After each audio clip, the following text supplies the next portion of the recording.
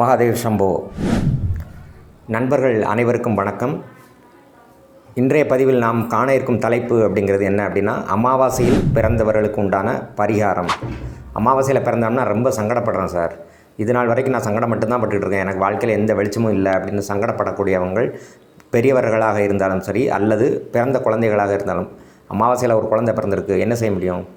அதுக்கு பரிகாரம் எதுவும் இருக்கா, இல்லைனா ஒரு நியாயமான வழிகள் ஏதாவது இருக்கா அப்படின்னு பார்த்தீங்கன்னா, தாராளமாக இந்த முறையை சொல்லலாம். அதாவது பராசர முனிவர் இந்த பரிகாரத்தை சொல்லியிருக்கிறாங்க.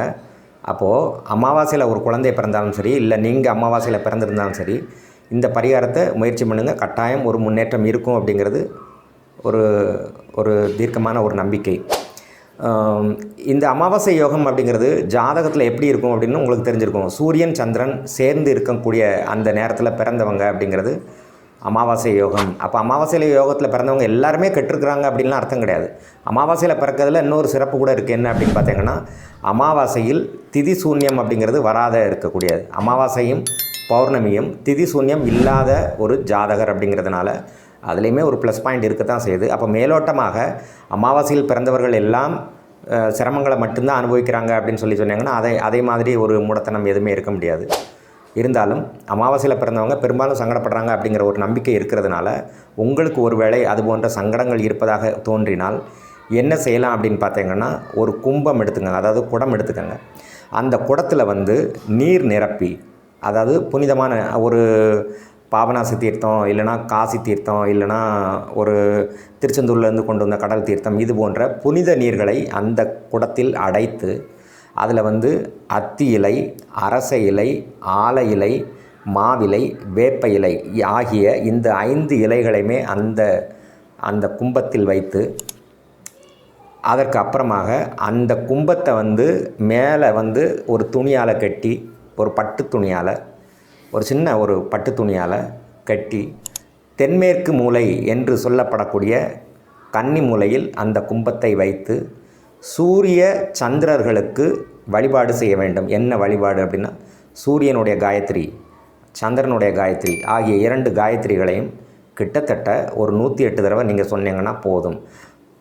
இது சொல்லிவிட்டு என்ன பண்ணணும் அப்படின்னு பார்த்தீங்கன்னா, எந்த ஜாதகரோ அதாவது 108 முறை சொல்கிறோம். என்னது சொல்கிறோம் அப்படின்னா, இந்த கும்பத்தை கன்னி மூலையில் வச்சுட்டு 108 முறை அந்த கும்பத்திற்கு முன்னால் அந்த மந்திரங்களை சொல்லணும். என்னது? சூரியனுடைய காயத்ரி மற்றும் சந்திரனுடைய காயத்ரி 108 தடவை சொன்னதுக்கு அப்புறமா, இந்த ஜாதகர் இருக்காங்க இல்லையா, அமாவாசையில் பிறந்த ஜாதகர்களின் மேலே அந்த தண்ணியை தூக்கி தெளித்து விடலாம். அதாவது கும்பத்தில் ஆவாகனம் செய்திருக்கிறோம். யாரை அப்படின்னா, சந்திரன் மற்றும் சூரியர்களை ஆவாகனம் செய்த, அந்த காயத்ரி மூலமாக ஆவாகனம் செய்த அந்த புண்ணியம் அப்படிங்கிறது அந்த கும்பத்தில் இறங்கும்.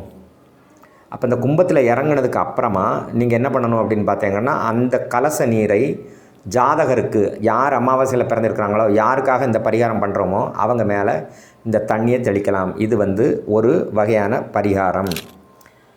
இன்னொரு பரிகாரம் இருக்குது. இதுக்கு மாற்றாக கருப்பு நிற பசு என்று சொல்லப்படக்கூடிய காராம் பசுவை கோவிலுக்கு தானமாக கொடுத்தாலும் இந்த அமாவாசைக்கு உண்டான தோஷம் அப்படிங்கிறது இருந்தது அப்படின்னா விலகி நிச்சயமாக ஒரு நல்ல முன்னேற்றம் ஏற்படுகிறது. அமாவாசையில் பிறந்தவங்க யாராக இருந்தாலும், வளர்ந்தவங்களாக இருந்தாலும் சரி, பெரியவர்களாக இருந்தாலும் சரி, அல்லது குழந்தைகளாக இருந்தாலும் சரி, இந்த பரிகாரத்தை தாராளமாக நீங்கள் செய்யலாம். நிச்சயமாக ஒரு நல்ல முன்னேற்றம் அப்படிங்கிறது இருக்கும். இந்த பதிவில் உங்களுக்கு ஏதேனும் சந்தேகங்கள் இருந்தால் தாராளமாக தொடர்பு கொள்ளலாம். மீண்டும் ஒரு நல்ல பதிவில் சந்திப்போம். நன்றி, வணக்கம். மகாதேவ் சம்போ.